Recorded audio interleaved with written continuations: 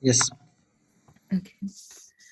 Om Agyantimirandasya Gyananjana Shalakya Chakshurummilitam Yena Tasmai Shri Gurave Namaha Shri Chaitanya Manobishtam Sthapitam Yena Bhutale Swayam Rupa Kadamayam Dadati Swapadantikam Vandeham Shri Gurum Shri Yudapadakamalam Shri Gurum Vaishnavam Cha Shri Rupam Sagrajatam Sahagana Raghunatham Vitam Tam Sajivam Sadvaitam Savadutam Parijanasahitam Krishna Chaitanya Devam Shri Radha Krishna Padan Sahagana Lalitam Shri Vishakam Vitam Cha He Krishna Karuna Sindhu Dinabandhu Jagatpate Gopesha Gopika Kanta Radha Kanta Namostute Tapta Kanchana Gaurangi Radhe Vrindavaneshwari Vrishabhanustute Devi Pranamami Hari Priye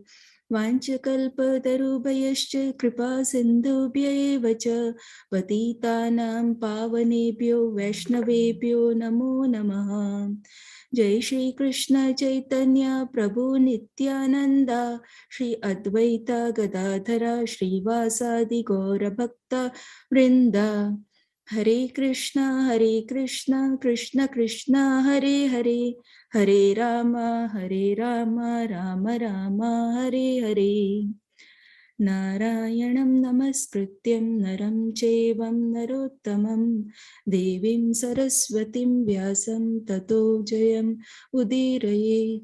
Nashtya prayeshu abhadreshu nityam bhagavata sevaya Bhagavati Uttama Shloke Bhaktir Bhavati Naishtiki. Om Namo Bhagavate Vasudevaya. Om Namo Bhagavate Vasudevaya. Om Namo Bhagavate Vasudevaya. Hare Krishna, everyone. So we will be reading from Srimad Bhagavatam. One second, I'll share the screen.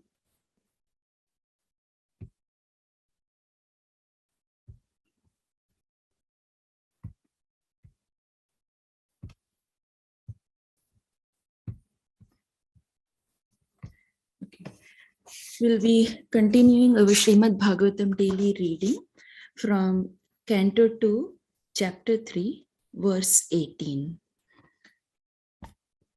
So, before I start this verse, a little bit of background. So, the title of this chapter is Pure Devotional Service, the Change of Heart. And in this chapter, the verses 13 to 25 are actually spoken by Shaunaka Rishi. And he is inspiring Sutta Goswami to speak further about the glories of the Lord. And in this, again, the subsection, verses 13 to 16 are actually glorifying Parikshit Maharaj as the audience and Sukhdev Goswami as the speaker of Srimad Bhagavatam. And thereafter, verses 17 to 19 are the verses where Shaunaka Rishi is actually criticizing those who have no taste for Harikatha. So today's verse 18, is a part of this section 17 to 19, where Shaunaka Rishi is chastising, or not chastising, but is trying to bring out some of the fault, not even faults we would say, but some of the things which are misconceptions of the materialistic. So I'll recite the verse. Tarva kim na jivanti, vastra kim na shvasatyut, na khadanti na mehanti, kim grame pashavo apare. Word by word translation. Tarva, the trees, kim, weather, na, do not, jivanti, life, bhastra, bellows, kim, weather, na, do not, shvasanti, breathe, uta, also, na, do not, khadanti, eat, na, do not, mehanti, discharge semen, kim, weather, grame, in the locality, Pashva, beastly living being, apare, others. So translation, do the trees not live? Do the bellows of the blacksmith not breathe? All around us, do the beast not eat and discharge semen? So in order to understand why Shaunaka Rishi is saying this, that do the trees not live? Do the bellows of the blacksmith not breathe? All around us, do the beast not eat and discharge semen? We need to understand the context. So as I had said, verses 17 to 19 are the section where Shaunaka Rishi is criticizing the materialistic mindset. So in yesterday, in like Sundralinga Mataji had nicely discussed verse 17, in which Shaunaka Rishi actually summarizes the benefit of hearing and chanting. And he explains that one who reads Srimad Bhagavatam protects one from the force of time, which destroys everything in this material world. And one who is situated in the transcendental consciousness platform by hearing of Srimad Bhagavatam and discussing the topics of Krishna is actually released from the material laws of nature, karma, and time. And so basically, it's like hearing the topics of Srimad Bhagavatam is liberating. Liberating whom? Liberating the soul from the material world. And I was listening to Romagat Swami Maharaj's lecture on this, and he has stated a very nice sentence I'll share with all of you. He says, each day that is passing, death is approaching. However, those who are absorbed in eternal transcendental knowledge, for them, each day actually, with each passing day, actually, the eternal transcendental life is approaching. So beautiful. For the materialistic, with each passing day, death is approaching. But for the transcendentalist, with each passing day, the eternal transcendental life is approaching. So life is approaching. For the others, the life is going away. So it's really, really important to understand that time works differently for the devotees of the Lord than it works for the materialistic people. So this theme that we can see in the verse 17, there are basically two themes in it. One is the theme of nivritti, meaning that the theme of detachment from the basically non-deluding ideas about the material life. And the second theme is the theme of glories of the Bhagavad Katha, or what does Bhagavatam or Krishna say. So I'll start reading the purport, and I'll start, like it will be combined. I'll be explaining and then reading first section of purport. Then again, I'll say something and then again read purport. So we'll start with that. So purport by Srila Prabhupada, Srila Prabhupada ki jai. So first in the purport, we will see that Prabhupada states that the materialistic persons have a misconception of life. And how does he start? He says, the materialistic man of the modern age will argue that life or part of it is never meant for discussion of theosophical or theological arguments. Life is meant for the maximum duration of existence for eating, drinking, sexual intercourse, making merry, and enjoying life. The modern man wants to live forever by the advancement of material science, and there are so many foolish theories of prolonging life to the maximum duration. So in this, what is the correct conception if this is the incorrect conception that is put forward by the materialist? So we'll read further. But the Srimad Bhagavatam affirms that life is not meant for the so-called economic development or advancement of materialistic science, for the hedonistic philosophy of eating, mating, drinking, and merrymaking. And life is solely meant for tapasya, or basically austerity, for purifying existence so that one may enter into eternal life just after the end of the human form of life. So if this is the right conception, hopefully we get it that this human life is not meant for just doing the normal things which any other animal species of life also does. It's meant for tapasya, or for taking up the yoga process, or the austerity process to purify the existence. The next thing that Prabhupada in the purport has tried to clarify is the misconception and about the life in the minds of the materialists. Prabhupada says that the materialists want to prolong their life. So let's hear what Prabhupada says in the purport. The materialists want to prolong life as much as possible because they have no information of the next life, meaning that they think this is all in all, this life that they have. They do not know that there is life after death and how to approach that life after that.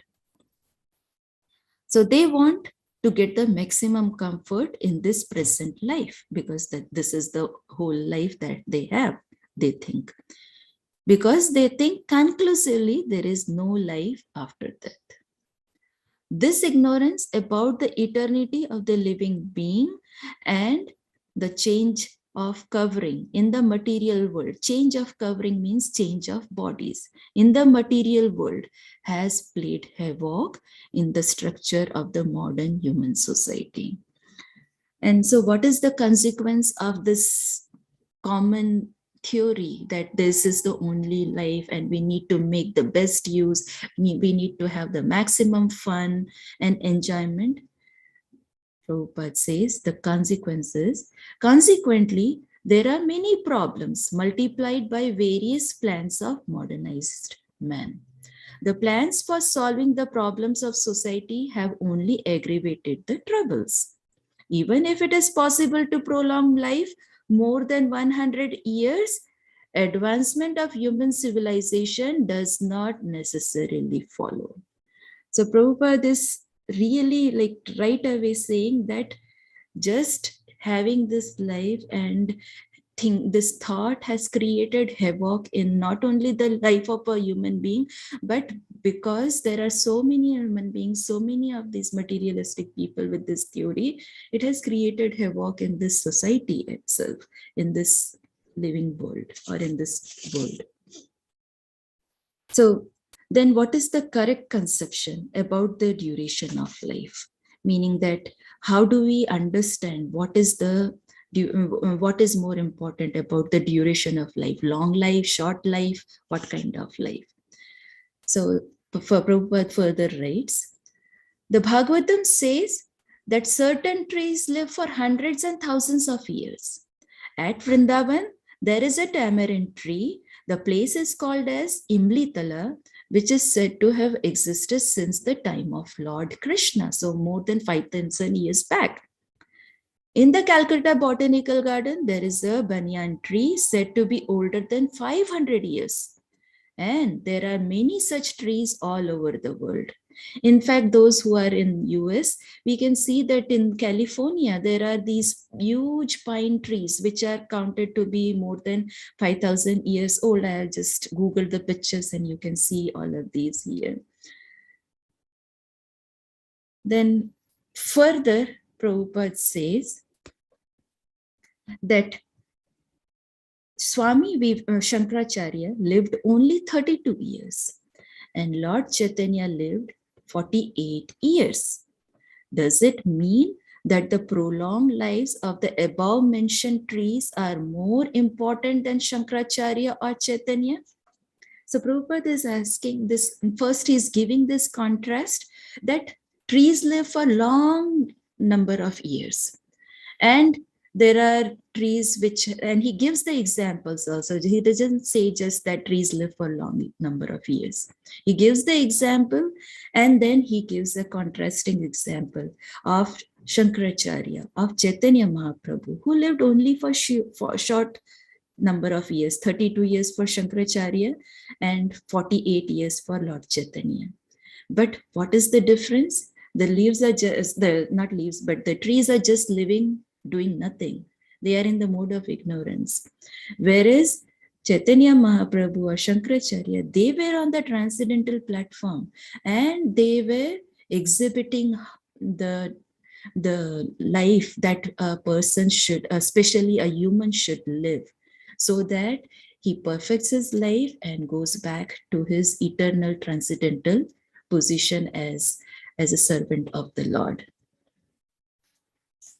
So then what is the takeaway point? The takeaway point from here is that prolonged life without spiritual value is of no use. If we have any spiritual value and if a person is on the spiritual platform, he will not pray for prolonged life. What he will pray is help to progress on the spiritual path and perfect perfect himself, whether it takes one day or many years, but always be engaged in the Lord's service. So then Prabhupada further says, in order to explain that the trees have life, Prabhupada says, but modern scientists prolonged life without spiritual values is not very important. And so Prabhupada says, one may doubt that trees have life because they do not breathe. Like that is a concept many have, but those who are, especially in the biology background, they know that the exact breathing mechanism or more specifically the cellular metabolism that is present in our cells or in any animal cell is also occurring in the plant cell. And Prabhupada is saying, but modern scientists like Bose have already proved that there is life in plants. So breathing is no sign of actual life. So if some of the people will say that the trees don't live, then because they don't breathe, Prabhupada is refuting this, that no, plants live. And even the modern science has proved that the respiration process is taking place even in case of the plants.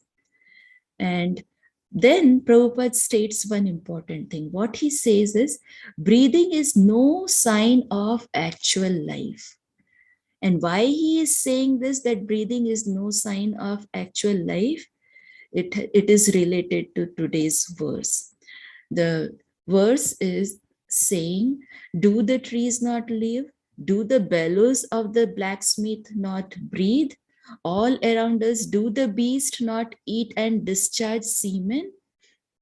So basically, Prabhupada is writing, the Bhagavatam says that the bellows of the blacksmith breathe very loudly, but that does not mean that the bellows have life. So first of all, what is bellows? For people like me who did not have much idea, Google is a friend. And so I looked up bellows of a blacksmith. And in the olden days, when blacksmith wanted to make something out of the iron, he had to heat the iron to very extreme temperatures. And the setup was that there would be this structure which you see here, which will force air by when you press it.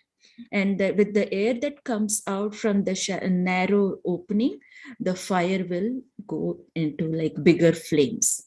So when this instrument, which is called as the bellow, when that is pushed up and down, it will make this huge noise, like as if it's breathing. And that's why Prabhupada is saying that this bellows, it's like it feels like it's breathing and it's making this noise. But does it mean that that instrument or that machine is actually a living instrument? No, it's not an instrument. And that's what this verse is saying. So then further, Prabhupada says, the materialist will argue that the life in the tree and the life in man cannot be compared because the tree cannot enjoy life, by eating palatable dishes, or by enjoying sexual intercourse. So Prabhupada is nicely giving this contrast, what the materialist will say, and then he will explain from Srimad Bhagavatam what is the refute to that statement. So just because trees are not able to enjoy any palatable dishes that the humans enjoy or any other living organisms enjoy, or the sexual, they don't enjoy the sexual intercourse, so like the trees don't have life. That's the next argument that the materialist will give. So Prabhupada says, in reply to this, the Bhagavatam asks whether other animals like the dogs and hogs living in the same village with human beings do not eat and enjoy sexual life. So it's very interesting. We can see all around us that there are all these different animals who are dwelling. And when we try to think, or when we try to analyze, we will see that there is something common among all of us, whether these animals or us human beings. There are four main things which are common: eating, sleeping, defending, and mating. And all of us do this: eating, sleeping, mating, and defending. So does it mean that we are non-different from the animals? Yes, we are non-different from the animals because we exhibit the same kind of behaviors. Then what sets us or the humans apart from the animals? So we will see that what Prabhupada is saying. He writes, the specific utterance of Srimad Bhagavatam in regards to the other animals means that persons who are simply engaged in planning a better type of animal life consisting of eating, breathing, and mating are also animals in the shape of human beings. We are also in the shape of human beings if we are into the materialistic mindset, where we are just trying to plan for better way of eating, better way of living, better way of having sexual intercourse.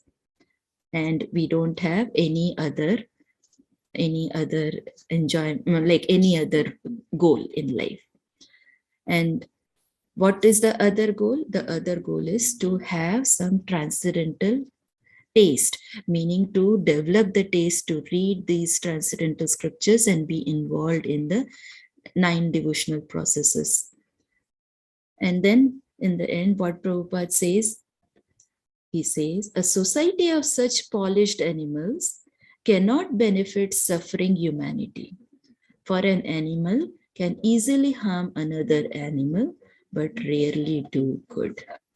So, and what's the outcome Prabhupada is explaining? If all the human beings are in this animalistic propensity, and he says these are polished animals, meaning us, those who are not into the spiritual platform or walking on this transcendental path, are polished animals.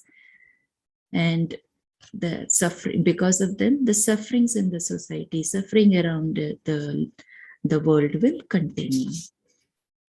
So basically, I'll now summarize what we have been able to understand from this verse is, number one, human life is meant for self-realization and to engage in tapasya or austerity.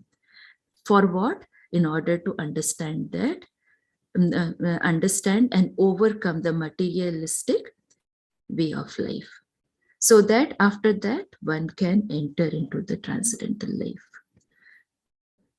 And someone may say that, oh, I have been reading scriptures and I have been listening to lectures and so on, but I don't see any transformation taking place. And I was again in Brahmapad Swami Maharaj's lecture, he had given the example that was quoted by Bhakti Siddhanta Saraswati Thakur about the marriage party. There was this marriage party, group of people who wanted to attend a wedding in the other side of the river. So at night, they all sat down in the boat and started rowing and rowing and rowing. And morning came and they realized they are still in the same place. And they realized that they had not taken the anchor out. And which means that even though they did so much of hard work of rowing throughout the night to reach the other side of the river, but they had forgotten to take out the anchor. So similarly, when we are walking on this Krishna conscious path or on this transcendental path, we need to take out our anchors. Our anchors are the attachments to all these materialistic things or materialistic propensities. If we don't detach from them and attach it in the service of the Lord, then we are going to be in the same place as we were. And so definitely we need to make sure that as we are rowing, we are making sure we are detaching our anchors of materialistic propensities. Second, the learning from this verse is the duration of life does not matter, but engaging in hearing and chanting is more important for self-realization. And then internalization of what we are hearing and what we are chanting. Because if it is not internalized, it's only theory. We need to take into practice also. And for that, internalization. Third, breathing is not a sign of actual life. Actual life means engaging in the devotional service. And last, if one is not engaged in hearing, chanting, and basically in any of the 9 process of devotional service, then he is no different than the other animals.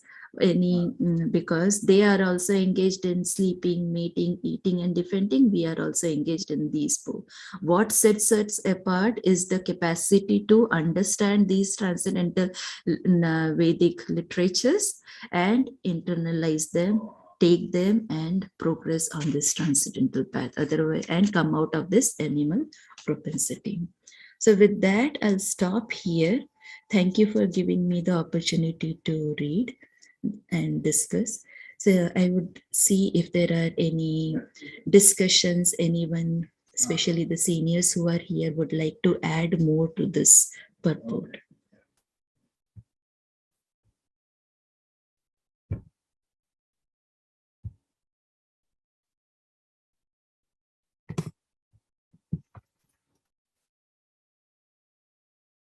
So if there are no sharings or if no one wants to add anything, then Lingaraj Prabhu, should we start? Hare Krishna Mataji, please accept my humble obeisances. All glories to Guru and Gauranga. Hare Krishna Prabhu, all glories to Guru and Gauranga. Mataji, we are hearing you after a very long time. Thank you so much. Wonderful discourse in the morning, So actually, I like that final, example that you gave, how you need to remove your anchor to, start your journey, which is very, very important. Even when we go for picnics and other things and we take these small boats, just to get that enjoyment, we are ready to remove the anchors. But, as materialists, particularly myself, I'm so afraid of removing this anchor and, getting ready to sail on the spiritual journey. So thank you so much for that, Mataji. Thanks to Prabhupada and all the acharyas. Yeah. And then there was one more point I wanted to make about the different, trees that they live for long. Mm-hmm. Actually, the place from where I come, there is a place called Vidura Ashwatha. As you can guess, Vidura means the Vidura, we know who Vidura is. And Ashwatha means banyan tree. And that is the place where Vidura had come and actually meditated for a very long time. And I think it's also where he met Maitreya and they had all their discussions. Unfortunately, like in the last 5-6 years, because our ASI and forest department could not take care of that particular tree, it fell down and finally died. It's so unfortunate. But, that is true. We had all these wonderful trees that we could associate with. Thank you, Mataji. Thank you, Prabhu. In a way, it's unfortunate, but I think it's fortunate for the soul residing in that tree that finally, after getting the association and listening to such wonderful discourses between Vidura and Maitreya, he has been, not he, but the soul has been able to exit from that body. Yeah, Mata. Yeah. Thank you so much. Thank you so much. Thank you all for your time. Hare Krishna, Srila Prabhupada ki jai. Thank you so much, Mataji. Thank you. Hare Krishna. Hare Krishna.